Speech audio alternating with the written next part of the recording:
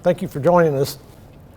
We'll get started here and talk about our pavement management program, the funding, and hopefully learn a few things. And this is supposed to be the director, Rocky Hinkle's presentation, and he had to be out of town today for a funeral, so you get the B team today. I'm the assistant director for Streets and Stormwater, so I appreciate you coming.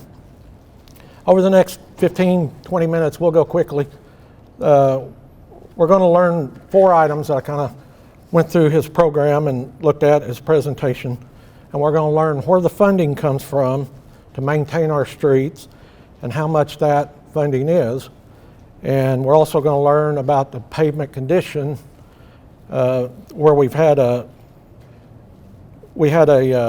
street analysis company come in and they looked at it and they gave us a grade card. It's a score, and we're going to find out what that is. And then we're also going to, the third thing will be, I'm going to tell you about how we figure out what streets we're going to do each physical year. And then the fourth thing, how much funding's needed to get to that very good ranking on our streets and continue maintain that score that they gave us. And we'll find out how much if our quarter-cent sales tax, if that's enough to do that, what they recommend. The special street sales tax fund was created in January of 2017, and it was created for the purpose of improving our and construction, maintaining our streets, sidewalks, curb and gutters, stormwater improvements, and the acquisition of replacement of machinery, equipment, materials, and installation of traffic signals and controls, signage. And this fund is, it says 0.25% which is a quarter-cent sales tax. And that generates the city $5 million a year for that street fund.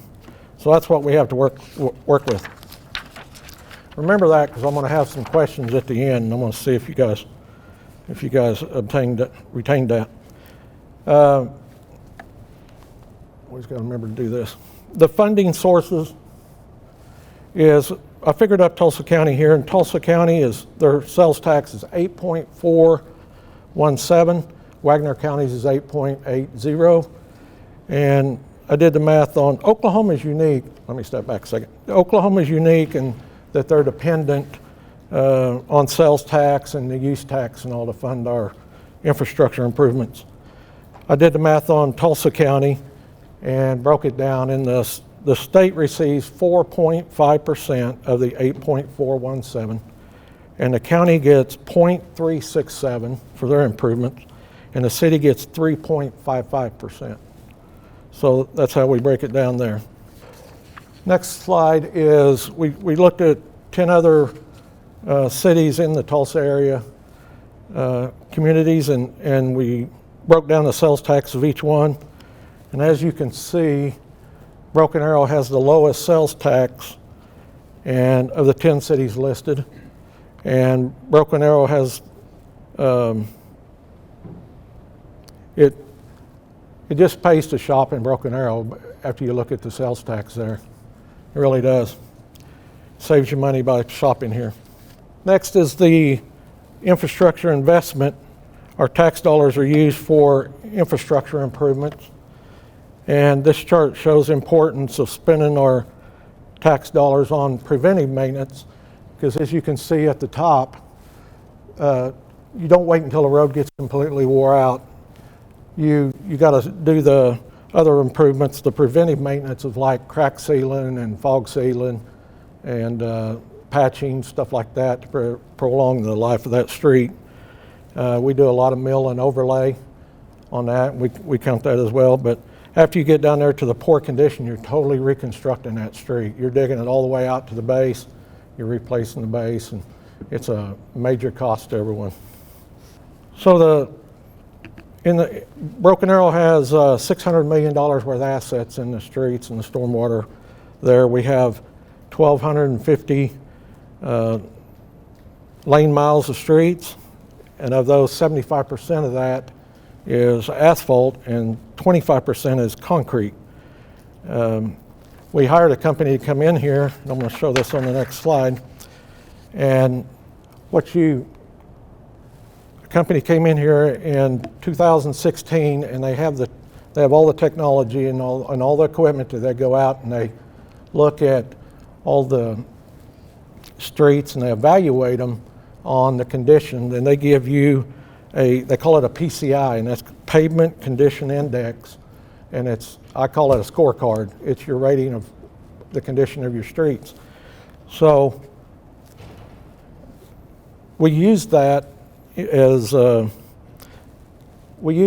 tool to decide what streets we're going to do next, and based on that rating. But we select streets, it's like 25 to 75 on that range, and that's the ones where we're milling and we're improving. Anything below 25, as you can see on the chart there, it requires a total depth reconstruction. You got to totally dig them out and start again. Above 75 is just preventive maintenance only. They're in good shape. They gave us a score of 70, and that a 70 is at the bottom end of very good, but to maintain that, they came back and said, to maintain that, you got to have $7.5 million a year to maintain that score of 70. And on the, I told you a while ago that the quarter-cent sales tax generates $5 million, well, it takes 7.5, so we're $2.5 million shy each year.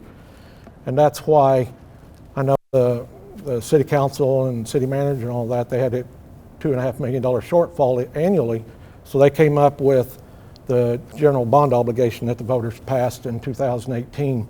That generates the other $2.5 million to make up the difference there, to put us up to $7.5 million as the third-party company recommended. On resurfacing projects, we have two different types of resurfacing. We have mill and overlay, and then we have concrete panel replacement. So if you live in a neighborhood that has concrete streets, we go in there and identify the bad concrete panels, and then the way they do that is they will either be milling and overlaying, or we'll be jackhammering out the old panels and replacing those. Whoop. On this one here, that's 5th Street, and this is an asphalt street, and this is a before photo. It had cracking and it had some base failures. It wasn't very wide. And we went in there, and the first step is we repair the curb and gutters, especially where there's drainage problems. We don't replace them all, but we fix the ones that's in need. And the second thing is we replace any driveway approach that affects the drainage. And then the third step is we replace any sidewalk panels that's damaged or bad or uneven or anything. And we add the ADA ramps at the corners. So we're in compliance there. This is the same street, and this is the after picture. And it's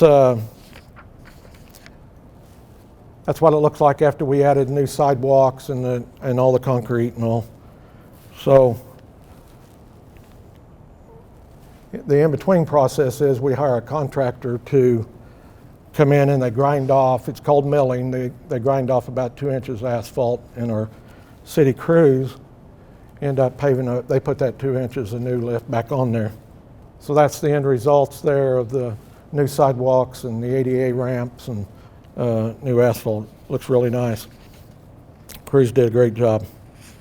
Now the other step I mentioned was the concrete panel replacement. And this is Reno over there in Vandiver. And as you can tell, the panels they have lots of cracks, they're uneven. There's asphalt patches on there, just patched one time right after another. And so we'll identify those. We go over there and mark those out, and the city crews, stormwater department goes in, and they'll jackhammer out the old concrete, and they'll remove that, and they'll fix the base repairs, any base replacement that needs replaced, and then it's very labor intensive, then they'll pour the concrete back. And they do it all by hand. It's very labor intensive, so they do a very good job. And that's the same road right there, taken from the same place. That was the end result right there, finished product. So it looks very nice. Now, of those 4 things I mentioned, can anybody tell me how much the quarter-cent sales tax generates? Exactly. But that was done in 2016. You said it cost $7.5 million to maintain it. Is that in 2016 figures or is that in 2024 figures? Obviously, the price has gone up. So The $5 million that they recommend, or that we generate now, that's what we generate now. But that was from the 2016 study that was done. We've got a new one that's getting ready to come out. They've already been in town and they've done it. But question number 2, what was the pavement condition score in 2016 for the city? You get them all, don't you? You pay attention. Yeah.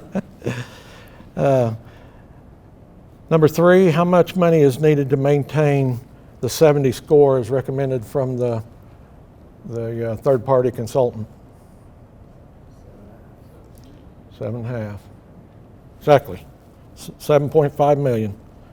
Where does the other $2.5 million come from that makes up that 5 million to 7.5? Who said that? Geo bond? Yep. You guys are exactly right. Yeah, like what you mentioned a while ago, that was in 2016. Last year, in 23, we had a company come in, same company, they're called IMS, and they went over every street in town, and they're getting ready to present that report to the city council. And that's about ready, so we'll find out where we're at now on it. We'll have a new one.